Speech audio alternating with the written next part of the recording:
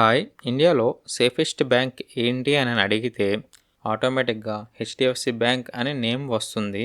కానీ ఇప్పుడు retail ఇన్వెస్టర్స్‌లో doubt ఏంటంటే ఈ స్టాక్ ఇప్పుడు ఆపర్చునిటీస్ ఉంటాయా? లేక ఆల్రెడీ స్లో అయిపోయిందా అని క్వెషన్ మార్క్. అయితే ఈ వీడియో ఎండ్ వరకు చూస్తే మీకు clear yes or no answer దొరుకుతుంది.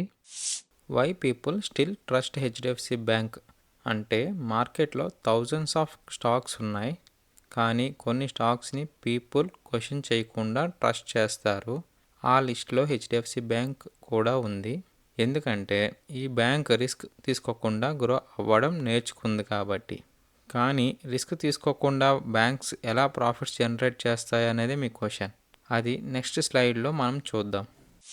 ఓకే, ఇప్పుడు బ్యాంక్ బిజినెస్ని వెరీ సింపుల్గా అర్థం చేసుకుందాం. మనం బ్యాంక్లో మనీ డిపాజిట్ చేస్తాం కదా, ఆ మనీ బ్యాంక్కి ఫ్రీ కాదు. బ్యాంక్ ఆ మనీ తీసుకొని house loans, car loans, personal loans, safe కస్టమర్స్కి లోన్గా ఇస్తుంది. ఇప్పుడు మ్యాజిక్ ఏంటంటే బ్యాంక్స్ డిపాజిట్ మీద మనకు 5% ఇంట్రెస్ట్ ఇస్తుంది, కానీ లోన్స్ మీద 9-10% ఇంట్రెస్ట్ తీసుకుంటుంది. ఈ డిఫరెన్స్ని బ్యాంకింగ్ లాంగ్వేజ్లో నెట్ ఇంట్రెస్ట్ మార్జిన్ అంటారు. ఇక్కడ బ్యాంక్స్ ప్రాఫిట్ స్టార్ట్ అవుతున్నాయి. కానీ ఇక్కడ ఒక డేంజర్ ఉంది. లోన్స్ రాంగ్ పీపుల్కి ఇస్తే ఆ మనీ రిటర్న్ రాదు. అందుకే ఎవ్రీ బ్యాంక్ సక్సెస్ అవ్వదు. హెచ్డిఎఫ్సి బ్యాంక్ డిఫరెన్స్ ఏంటంటే లోన్స్ ఇవ్వడంలో చాలా స్ట్రిక్ట్గా ఉంటుంది. ఈ స్ట్రిక్ట్నెస్ వల్ల ప్రాఫిట్ స్లోగా గ్రో అయినా కానీ లాసెస్ చాలా తక్కువైతే ఉన్నాయి. ఇప్పుడు నీకు ఒక క్లారిటీ వస్తుంది ఎందుకు హెచ్డిఎఫ్సి బ్యాంక్ని పీపుల్ సేఫ్గా ట్రస్ట్ చేస్తారు అండ్ అలా సేఫెస్ట్ బ్యాంక్ ఎందుకు అంటారు అని. కానీ ఇలా స్ట్రిక్ట్గా ఉంటే ఫ్యూచర్లో గ్రోత్ స్లో అయిపోతుందేమో అని మనకి డౌట్ ఉంటుంది. అది అర్థం అవ్వాలంటే నెక్స్ట్ స్లైడ్లో ప్రాఫిట్ స్టోరీ చూద్దాం. ఇప్పుడు ప్రాఫిట్ స్టోరీని చూద్దాం. చాలామంది స్టాక్స్లో ప్రాఫిట్స్ అంటే ఒకేసారి జంప్ లేదా ఇంకొకసారి క్రాష్ అవ్వడం అనుకుంటారు. కానీ హెచ్డిఎఫ్సి బ్యాంక్లో అలా ఉండదు. ఈ బ్యాంక్ ప్రాఫిట్స్ని చూస్తే స్లోగా స్టడీగా గ్రో అవుతున్నాయి. ఎందుకంటే హెచ్డిఎఫ్సి బ్యాంక్ రిస్క్ తీసుకొని ప్రాఫిట్స్ కోసం పరిగెడుతుంది. ఈ అప్రోచ్ వల్ల షార్ట్ టర్మ్లో ఎగ్జైట్మెంట్ ఉండకపోవచ్చు, కానీ లాంగ్ టర్మ్లో కంటిన్యూస్గా ప్రాఫిట్స్ అయితే ఉంటాయి. కానీ ఇక్కడ ఒక ఇంపార్టెంట్ క్వశ్చన్ వస్తుంది. ప్రాఫిట్స్ స్టేబుల్గా ఉంటాయా, ఉన్నా మనకి సరిపోతుందా అని. బ్యాంక్లో రియల్ డేంజర్ ఏంటంటే ప్రాఫిట్స్ కాదు, బ్యాడ్ లోన్స్. అంటే లోన్స్ ఇచ్చిన మనీ తిరిగి వస్తుందా లేదా అనేది మన క్వశ్చన్. అది అర్థం కావాలంటే నెక్స్ట్ స్లైడ్లో వచ్చే ఎన్పిఎస్ రీక్రియేట్స్ని చూస్తే మీకు అర్థమవుతుంది. ఓకే, ఇప్పుడు బ్యాంకింగ్ అనాలిసిస్లో హాట్ పాయింట్లోకి వచ్చాం. బ్యాంక్ ప్రాఫిట్స్ కన్నా డేంజర్ ఏంటంటే బ్యాడ్ లోన్స్ అని అనుకున్నాం. అంటే బ్యాడ్ లోన్స్ ఇచ్చే మనీ తిరిగి వస్తుందా లేదా అనేది మన క్వశ్చన్ మార్క్ కదా. ఈ ప్రాబ్లం వల్ల ఇండియాలో చాలా బ్యాంక్స్ పాస్ట్లో కొలాప్స్ అయ్యాయి. సో ఈ క్వశ్చన్కి ఆన్సర్ సింపుల్. హెచ్డిఎఫ్సిలో బ్యాడ్ లోన్ సిచ్యువేషన్ ఎలా ఉంది అని అంటే నెంబర్స్ చూస్తే HDFC bank gross NPA, net NPA industrial average కన్నా చాలా తక్కువ. కానీ నెంబర్స్ కన్నా ఇంపార్టెంట్ ఏంటంటే ప్రాసెస్. హెచ్డిఎఫ్సి బ్యాంక్ లోన్స్ ఇవ్వడంలో చాలా స్ట్రిక్ట్గా ఉంటుంది. ఈజీగా లోన్స్ ఇవ్వదు, ప్రెజర్లో రూల్స్ బ్రేక్ చేయదు. ఇక్కడ ఒక సింపుల్ లాజిక్ ఫాలో అవుతుంది. లోన్స్ ఇవ్వడం కన్నా లోన్స్ తిరిగి రావడం చాలా ఇంపార్టెంట్ హెచ్డిఎఫ్సి బ్యాంక్కి. ఈ డిసిప్లిన్ వల్ల షార్ట్ టర్మ్లో గ్రోత్ స్లో అనిపించవచ్చు, కానీ క్రైసిస్ టైంలో బ్యాంక్ స్ట్రాంగ్గా నిలబడుతుంది. ఇప్పుడు నీకు క్లారిటీ వచ్చే ఉంటుంది ఎందుకు హెచ్డిఎఫ్సి బ్యాంక్ని సేఫ్ బ్యాంక్ అని పిలుస్తారో. బ్యాంక్స్కి ప్రాఫిట్ కన్నా ఇంపార్టెంట్ ఏంటంటే డిపాజిట్స్. సింపుల్గా చెప్పాలంటే డిపాజిట్స్ ఈజ్ ఈక్వల్ టు బ్యాంక్కి ఆక్సిజన్ లాంటిది.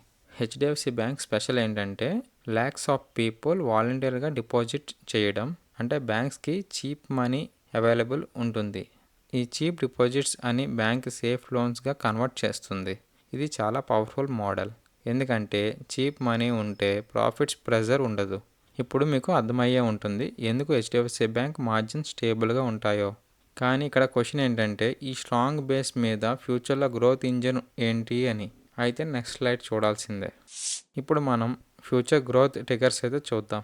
నెక్స్ట్ 3 to 5 ఇయర్స్లో హెచ్డిఎఫ్సి బ్యాంక్ గ్రోత్ ఎక్కడి నుంచి వస్తుంది అని. ఫస్ట్, ఇండియాలో క్రెడిట్ కార్డ్ డిమాండ్ గ్రో అవుతుంది.